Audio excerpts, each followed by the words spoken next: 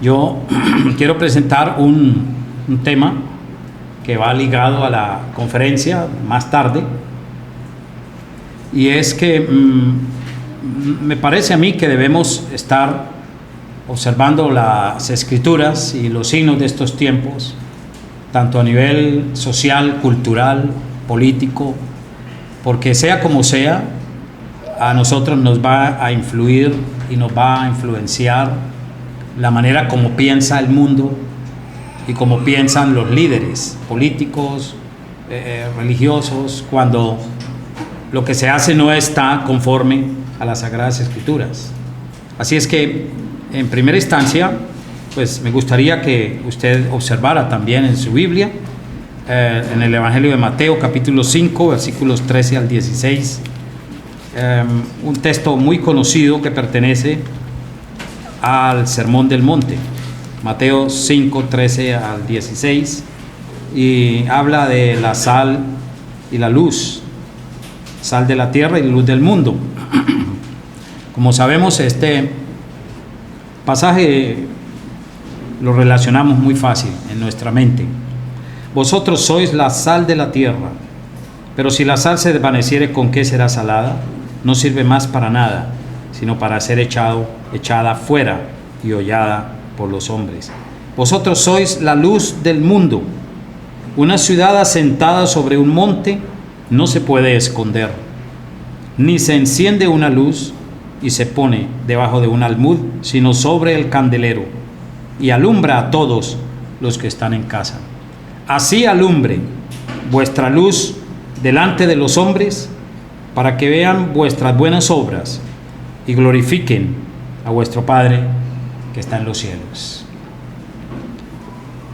Bueno, intento desarrollar en estos minutos lo que llamamos la misión del cristiano en un contexto de corrupción. Sabemos que el mundo latinoamericano en general adolece de un mal grave, y es que todos los días nos levantamos con noticias donde la corrupción política, social, cultural, el desvío de todo lo que es la cultura hacia cauces anticristianos y antibíblicos, cada día es más notable. ¿No les parece? Todos los días la prensa, y hay un contexto social muy fuerte también de desaprobación, pero la sociedad no hace nada. No hace nada al respecto para tratar de dar un cambio como Dios quiere en la vida de los pueblos.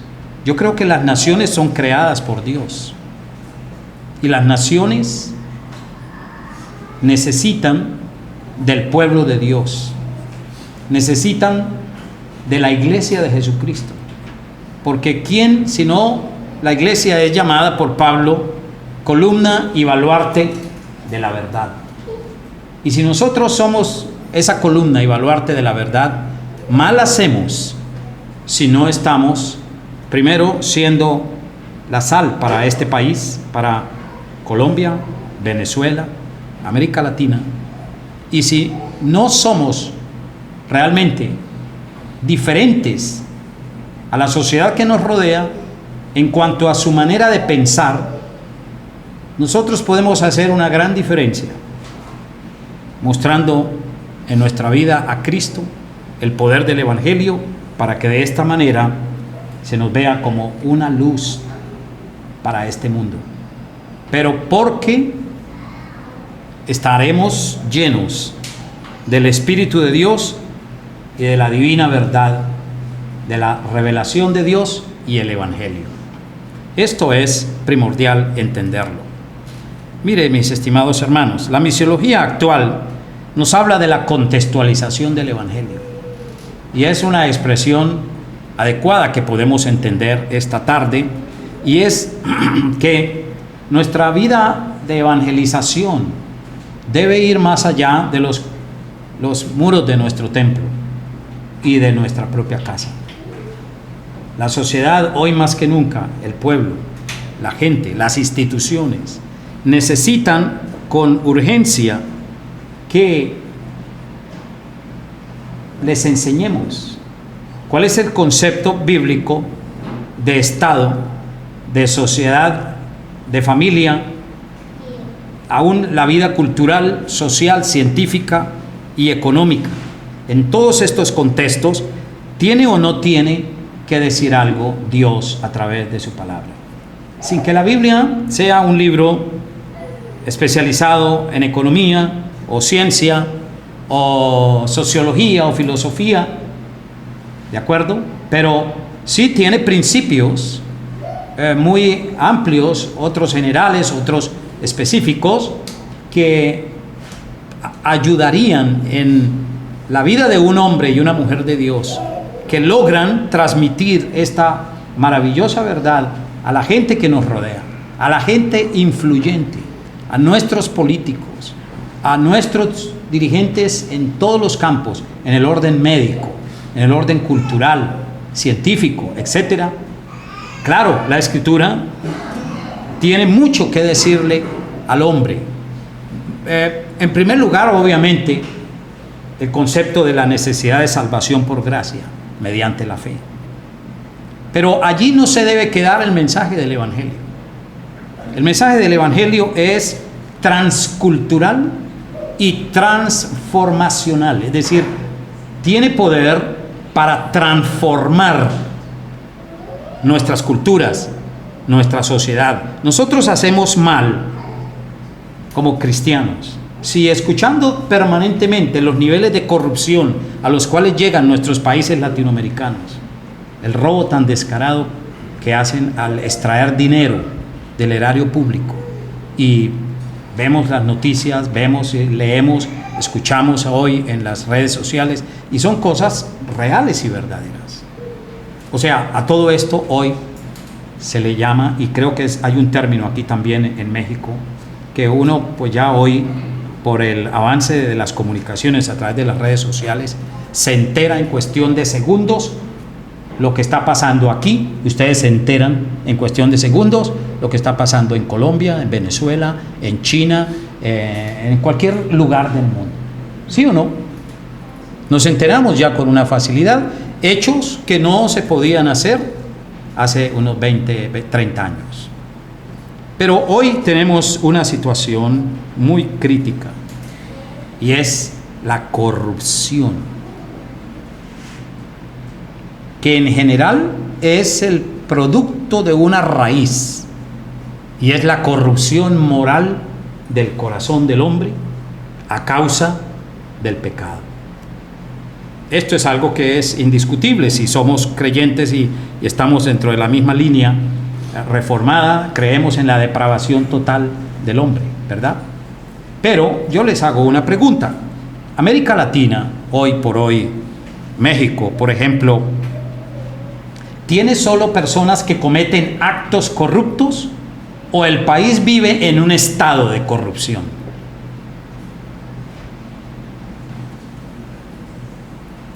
¿Cuál es la diferencia entre actos corruptos y un estado de corrupción? Un estado de corrupción es la generalización de actos corruptos. Luego, no es sano ni normal. Si nosotros, por la gracia de Dios, vivimos bien, es decir, yo creo que nosotros vivimos muy bien materialmente y mucho mejor ahora espiritualmente, a diferencia de muchísima gente que no conoce ni la gracia de Dios, ni conoce la tranquilidad de un hogar, ni hay vidas matrimoniales estables en una gran generalidad de nuestras naciones. Se sufre bastante. Por ello, usted puede dar muchas gracias a Dios por el hogar que tiene, por la esposa que tiene, por los hijos que tiene. Ahora bien, pretendo con mi charla en realidad mostrar dos ejemplos de vida en el Nuevo Testamento. Dos ejemplos de vida que desafiaron el estado de corrupción de sus días y fueron sal y luz para su mundo, para su sociedad, para su cultura. El primero es nuestro mismo Señor Jesucristo. Jesucristo como modelo mismo en un estado de corrupción. En el Nuevo Testamento es muy visible el hecho de que, en primer lugar, por ejemplo, durante su ministerio, el Señor desafió la corrupción de los líderes económicos. ¿Usted cree que hay injusticia económica en su país? En mi país, mucho. Venezuela, mire cómo está. Un país tan rico en recursos naturales. El más rico hasta hace 35 años de toda América Latina. Y hoy, Colombia está inundada. Tenemos ya en nuestra capital, Bogotá, más de 1.500.000 venezolanos pidiendo limosna, haciendo diabluras. También han llegado algunos a trabajar, pero muchos se están dedicando a la delincuencia, al crimen organizado. Eso, ¿usted cree que como cristianos nosotros podemos cerrar los ojos, tapar los oídos y decir, no es mi problema? No. En México puede ocurrir algo, no sé, pero pueden las circunstancias cambiar. Los gobiernos también cambian. La cultura también cambia. El pensamiento va cambiando. Pero si todo esto va cambiando hacia un terreno de mayor mal y corrupción, no debemos decir nada nosotros. No hay mensaje aquí para desafiar esos poderes. Estoy hablando de predicar el evangelio. ¿Me hago claro al respecto? Enseñar. No podemos guardar silencio. Recordemos el tema de los leprosos en el sitio de Samaria, en segundo libro de Reyes, olvido momentáneamente. Primero Reyes 23, algo así. Pero allí el rey estaba viendo una situación angustiosa de hambre, miseria, dolor en el pueblo de Israel, y cuando él pasó por una de los muros de la ciudad de Jerusalén, como eran ciudades amuralladas, entonces unos leprosos que vivían fuera de la ciudad escucharon cuando él estaba en terrible angustia y no había pan, no había agua, estaban sitiados por un ejército invasor extranjero, los sirios. Y la conclusión de toda esta parte, para no alargar este ejemplo, es que Dios había hablado por el profeta Eliseo que esa situación de hambre y de miseria y de dolor que estaba padeciendo el pueblo de Israel, Samaria más bien, el sitio de Samaria, no Jerusalén, me he equivocado, Samaria. De repente Dios hace una obra extraordinaria a través de los leprosos que vivían fuera de la ciudad. Fueron y entraron al campamento de los sirios. Dios los había expulsado a través de un acto milagroso. Unos con otros chocaron y se fueron, también oyendo que venían ejércitos, otros ejércitos, y huyen y dejan todo un campamento gigante lleno de oro, comida, plata, ropa fina, de todo.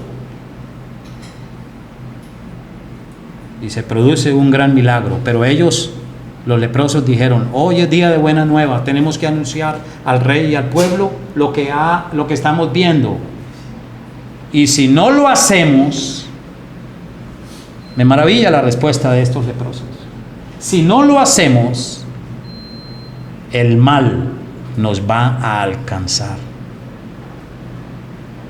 ¿Ha captado la idea de lo que quiero transmitir?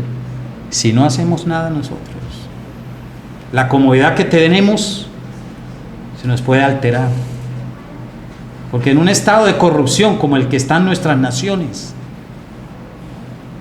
nos puede afectar, tal vez de pronto no a usted, a sus nietos, hijos. Así es que Jesús no guardó silencio ante los terratenientes y los saduceos, por ejemplo. Un autor, F.F. Bruce, él sostiene que con este grupo Jesús nada tenía en común. Los saduceos eran líderes religiosos pertenecientes a la aristocracia de los terratenientes. También provenían de las familias más antiguas, y formaban parte del Sanedrín. ¿Quiénes? Los terratenientes y los saduceos. Representaban a la clase más alta y acomodada económicamente, y eran representantes de los poderes religiosos y políticos con el fin de ejercer influencia, y al mismo tiempo se enriquecían por medio de la corrupción y la injusticia. En nuestro contexto social y cultural, ¿correspondería a qué clases hoy? La clase terrateniente, bancaria, industrial.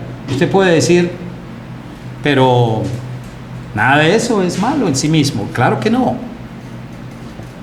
Pero lo malo es hacer riquezas de manera injusta, de manera indebida. Y los saduceos fueron denunciados por Jesús sin ninguna cortapisa, porque las riquezas que obtenían eran bajo fraude y explotación. ¿Sucede eso en nuestras naciones continuamente? Sí. Usted disfruta de muchas bendiciones, yo también, gracias a Dios, pero debemos pensar también en los millones de personas que en estas naciones están padeciendo realmente crisis en todos los aspectos. Y mire, la pobreza, la ignorancia, la falta del temor a Dios, la falta de conocer a Dios por medio de las Escrituras, eso genera mucha desazón, miseria y destrucción en nuestras sociedades. Los cristianos no tenemos nada que hacer. No debemos meternos con esas cosas. No estoy diciendo que vas a ser un político o una mujer política. Si Dios tuviera vocación para ti en ese campo, pues podríamos ir a aquellos lugares y ser la sal y luz para mucha gente, políticos que no hacen política según Dios, sino politiquería y explotación de la gente, y dejando a millones de personas en peor miseria. Esto también es algo que toca con la verdad que Dios nos muestra en su palabra. También Jesús desafió la corrupción de los líderes religiosos. Primero los ricos terratenientes, que estaban ligados a ¿quiénes? A los saduceos. Pero ahora también a todos los líderes religiosos. ¿Y sabe quiénes eran? Sacerdotes, escribas y fariseos. 3 grupos. Pero estos grupos, siendo líderes espirituales de la nación, Jesús los denunció porque usaban la ley de Dios con un fin: oprimir, destruir, dañar a la gente, al pueblo. Si miramos un momentico el tema de los escribas, para verlo independientes, ¿quiénes eran los escribas? Eran nada menos los doctores de la ley. ¿Sabe qué es un doctor de la ley? Eso es como hoy tener 2 o 3 PhD en teología, saber muchas cosas de ciencias bíblicas, conocer muchas cosas de la ciencia ética y moral de la ley de Dios a partir de las Escrituras, saber muchas cosas que podemos estudiar en una universidad teológica, hablando en ese sentido. Aquellos equivaldrían, los escribas, más o menos a los grandes doctores hoy en el mundo cristiano evangélico, incluso reformado. Pero ya que ellos ejercían un poder, y mire, ¿saber es poder? Pregunto, ¿saber es poder? Sí. Luego, hoy se da una teoría muy cierta de que el primer poder del mundo no es el dinero, es el saber, el ser especialista en un campo. Eso es también tener poder, ¿no les parece? Pero, no obstante, estos doctores de la ley, que tenían poder porque conocían la ley de Dios, sin embargo, estos escribas que ocupaban los primeros puestos en el Sanedrín y en las cortes de justicia. ¿Por qué los denunció Jesús? Porque ellos cargaban al pueblo e imponían pesadas cargas religiosas. Pero ellos, dijo Jesús, ni con un dedo las movían. ¿Y usted sabe lo que era llevar, o lo que es literalmente llevar aquí en las espaldas un gran peso, agobiado por enseñanzas religiosas falsas que correspondían más a un paganismo judío? Y su deber era transmitir al pueblo la sabiduría de Dios, pero más bien pervertían y ocultaban toda la enseñanza y la aplicación de la ley, y ocultaban esto al pueblo y dejaban que el pueblo se destruyera por los grados de injusticia a los que llegaban. Jesús, ¿qué dijo de esta gente?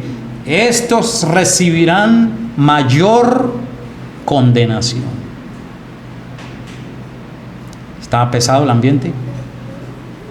¿Algo? Bueno, lástima, y lo siento por un lado, pero les agradezco por haber hecho esto en este día, ¿no? Como se ha coordinado para las dos reuniones. Pero bueno, de verdad es un gozo en el Señor poder estar con ustedes. Miremos otro grupo, los fariseos. Se creían los cumplidores estrictos de la ley, eran de gran prestigio social, los fariseos, pero empleaban su poder religioso con un fin, era no llevar la gente a Dios, sino explotarla. Explotación económica del fariseo. Y por esto llegó a ser la palabra fariseo sinónimo de hipócrita. Jesús varias veces les dijo hipócritas. Los trató también de serpientes. Pero Jesús entonces es revolucionario. No, nada de eso. Era un profeta que denunciaba, al igual que los profetas en el Antiguo Testamento, mayores y menores, denunciaba lo que estaba mal entre su pueblo. Oye, ¿y no podemos nosotros hacer eso?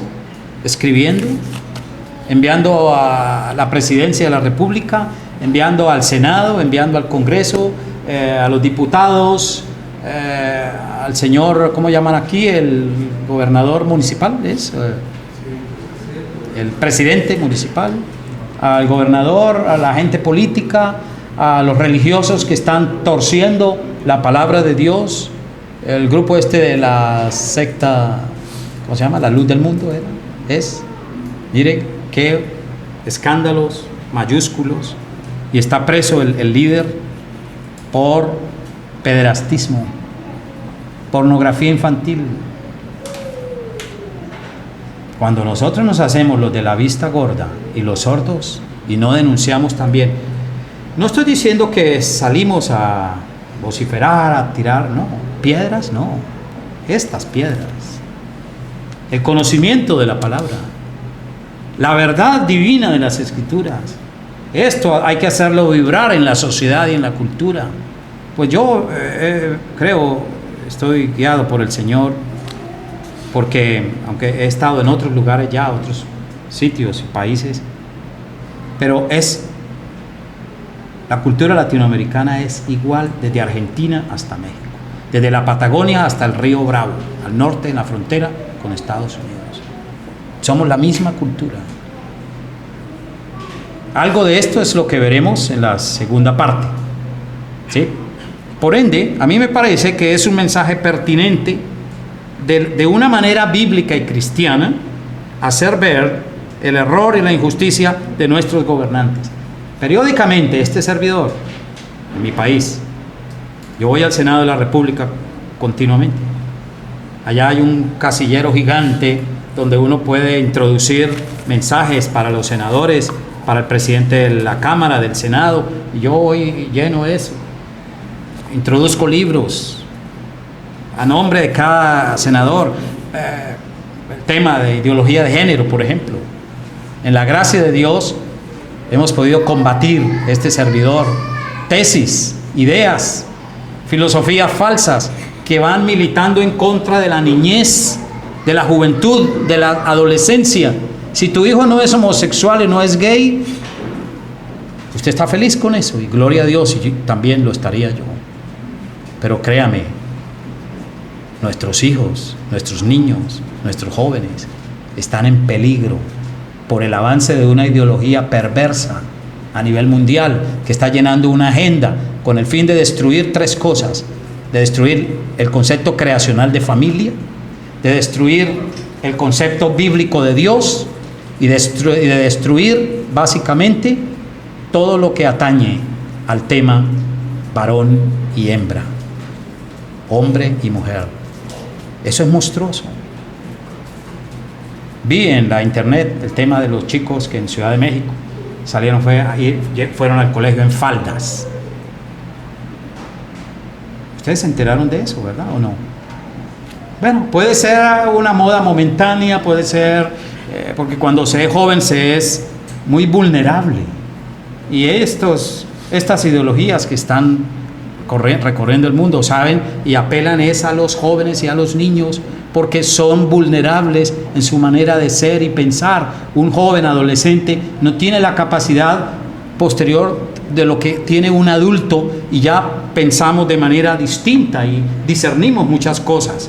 Pero Jesús aquí lo vemos también denunciando el fariseísmo a los sacerdotes, que eran una clase alta, pudiente. Dice Joaquín Jeremías, un comentarista del Nuevo Testamento, afirma que los sacerdotes en sus casas tenían grandes lujos y riquezas, vendían caro el ganado, las cabras, las vacas, a los que querían comprar un animal de esos para ofrecerlo en expiación, y tenían que comprarlo a la clase sacerdotal, y luego los mismos sacerdotes ofrecían ese ganado en sacrificio a Dios en los tiempos del Nuevo Testamento, y así fue durante el Antiguo Testamento. Pero eran esencialmente sacerdotes de gran poder, porque se enriquecían explotando al pueblo, comprando una cabra, por decir algo, 20 pesos, y la vendían en 8,000 pesos a los ricos, a la gente común también. Bajaban los precios, subían, y eso era corrupción. Una institución, además, como el templo. ¿En qué se convirtió el templo en los días de Cristo? Primero, era el símbolo del poder de Dios, de la gracia de Dios, del amor de Dios, de la recepción de las oraciones del pueblo. Y Jesús vino a ser el cumplimiento de todo lo que representaba el templo. ¿Recuerdan? Y estaba profetizado desde el Antiguo Testamento que Jesús era el nuevo templo de Dios, y no ya 4 paredes. Él mismo era el templo de Dios. Jesús les dijo una vez que Él podía destruir ese templo y en 3 días reedificarlo. Bueno, entendieron así los fariseos. Jesús hablaba del templo de su cuerpo, lo cual se constituyó esencialmente en el hecho de que en Jesús se cumplían todas las promesas del Antiguo Testamento, de todo lo que se hacía en el templo. Pero los judíos no entendieron el mensaje de Jesús, y al contrario, le llevan a la cruz. Por eso Jesús, en una ocasión, sabemos, expulsa a todos los mercaderes del templo y les dice: ustedes han hecho de la casa de mi padre una cueva de ladrones. Y los expulsó con justa razón. Pero ellos después no entendieron que todo el propósito de Dios se iba a desarrollar en el templo del cuerpo de Jesús, su obra expiatoria, sumo sacerdotal, etc. Así es que Jesús también denunció la corrupción que había en el templo. Para ir terminando esta parte, la corrupción de los líderes políticos de Palestina. Mire, Jesús desafió también a toda la aristocracia. ¿Quiénes eran los aristócratas? El rey Herodes. Una vez le dijo, mandó a decirle con un emisario, vaya y dígale a aquella zorra que hoy hago esto y esto y esto y en 3 días resucito. Pero llamó a Herodes zorra. Entonces Jesús es un modelo vivo como luz y sal, que no aceptó la maldad, el pecado y la corrupción que se desarrollaba entre su pueblo. Veamos también los herodianos, un partido político religioso, era el encargado de mantener los intereses de la familia de los Herodes. Vemos también a los herodianos y a los fariseos, muchas veces hacían causa común contra Jesús. Y el maestro dijo a sus seguidores que se cuidaran de su levadura. ¿Sabe de qué vivían todos estos grupos políticos, líderes religiosos? Igual que hoy en todos nuestros países. ¿Cuál era el modus vivendi y la forma de actuar siempre, hasta el día de hoy? El soborno. ¿Sí o no? Es una realidad. Recibían grandes regalos de unos y otros, y efectivamente nos damos cuenta que Jesús ante esto no guardó silencio. Pero esto hay que saberlo hacer. Usted tiene que prepararse primero, estudiar mucho. Hable en el lugar donde usted trabaja de pronto. Empiece a hablar y su vida será diferente. Pero hay que prepararse. Nos gusta leer muy poco, nos gusta estudiar muy poco. Es necesario, los jóvenes, ¿qué visión tienen para la vida aparte de una carrera profesional? Si somos cristianos, tenemos que influenciar nuestras respectivas carreras, la gente que nos rodea, etcétera, etcétera. Ahora bien, ¿sabe? Aún entre el mismo grupo de Jesús, los seguidores de Jesús seguían a Jesús no como el Mesías prometido por Dios, sino como un Mesías que les proveía de recursos libres, espontáneos, y lo seguían cuando multiplicó una vez los 5,000 para 5,000 personas, 5 panes, 2 peces, luego para 4,000 personas, y los milagros que le veían hacer, y muchas veces seguían a Jesús por un interés netamente material, pero sus vidas y corazones no estaban en realidad alineados con el mensaje de Jesús. Y mire qué curioso, pero aún entre los mismos discípulos se apreció un conato, un principio de corrupción. ¿Se acuerda cuando la madre de los hijos de Zebedeo, de Juan y de Jacobo, le pidieron a Jesús? La madre va y pide a Jesús: ordena que en tu reino se sienten estos 2 hijos míos, el uno a tu derecha y el otro a tu izquierda. A un hijo mío lo vas a nombrar ministro de gobierno, y al otro ministro de finanzas o de hacienda pública. Y con esto, ¿qué estaba hablando la madre de estos 2 apóstoles? También estaban viendo a Jesús como solo un proveedor material. Y en una ocasión los discípulos también pelearon, y eso ya era un ardid político. ¿Quién de nosotros va a ser el primero en el reino de nuestro maestro? Jesús les dijo, ¿recuerda? El que quiera ser el primero de ustedes debe ser primero vuestro servidor, vuestro siervo. En el reino no me está dado a mí, dijo Jesús, el ponerlo a la derecha o a la izquierda, sino todo está preparado por mi Padre. El segundo ejemplo, voy a avanzar porque quiero tener consideración con todos ustedes. El segundo ejemplo es el apóstol Pablo. En Pablo vemos en las cartas y en lo que él escribe, que Pablo es íntegro en el manejo de dineros. Pablo es íntegro en la interpretación de las Escrituras. Y Pablo es íntegro en su comportamiento ministerial para con los hermanos. Desarrollemos esto rápidamente. Íntegro en el manejo de dineros. Segunda de Corintios capítulo 8, 20, 21, por ejemplo. Segunda de Corintios 8.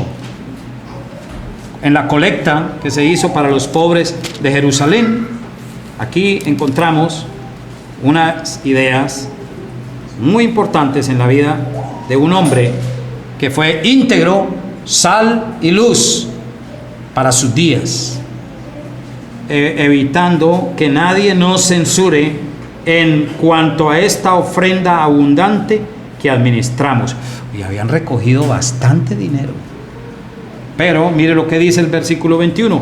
Procurando hacer las cosas honradamente, no solo delante del Señor, sino también delante de los hombres.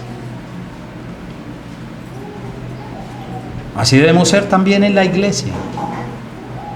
Íntegros, buscando no lo que tiene, sino buscándolo a usted como persona.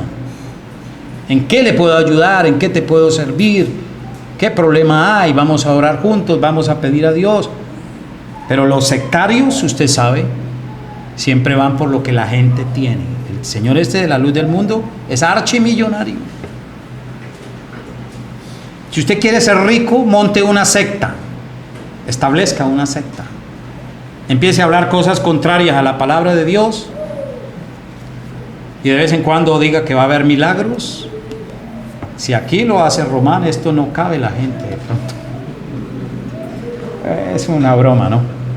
Si lo hiciera yo en la iglesia, en mi país,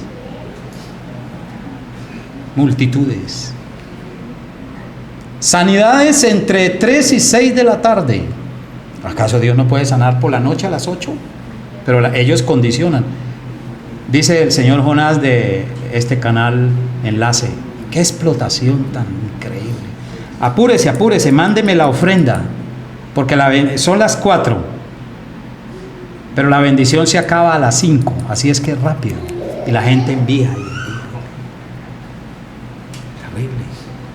Íntegro en la interpretación de las Escrituras. Pablo dijo, no falsificando la palabra de Dios, segunda de Corintios 2:17, no con astucia, no tergiversando el texto bíblico. Pablo fue en esto también íntegro, y además dijo que tenía en alta estima el ministerio de la palabra mediante una buena conciencia. Segunda de Corintios 4:1 al 6. Pablo se recomendaba toda buena conciencia a la hora de interpretar las Escrituras, y también, hermanos, íntegro en su ministerio. Mire, libre de sospechas, como vimos, estaba sujeto a Cristo como cabeza, usaba su autoridad apostólica para edificación y no para destrucción, para construir, edificar la vida de los hermanos. Era un misionero lleno de ética y moralidad bíblica y ministerial, porque vivía corandeo, ante la mirada y el rostro de Dios. Y además, algo importante, Pablo fue insobornable. El soborno ha sido de toda la vida, es un pecado desde que el hombre cayó. Me gustaría que miramos esto, lo observemos, y les dejo en su pensamiento este mensaje que Dios me ha permitido compartir con ustedes amablemente a través de la invitación del pastor Román. Hechos 24. Esto ocurrió durante su arresto. Hechos capítulo 24, versículos 24 al 26. Algunos días después, viniendo Félix con Drusila, su mujer. Félix era un gobernador romano en Palestina, que era judía, llamó a Pablo y le oyó acerca de la fe en Jesucristo. Pero al disertar Pablo acerca de la justicia acerca de la justicia, del dominio propio y del juicio venidero, Félix se espantó y dijo: ahora vete, pero cuando tenga oportunidad te llamaré. Esperaba también con esto, dice el versículo 26, que Pablo le diera dinero para que le soltase, por lo cual muchas veces lo hacía venir y hablaba con él. ¿Cuántas veces lo hizo venir? Bueno, ¿cuánto tienes? Y te suelto.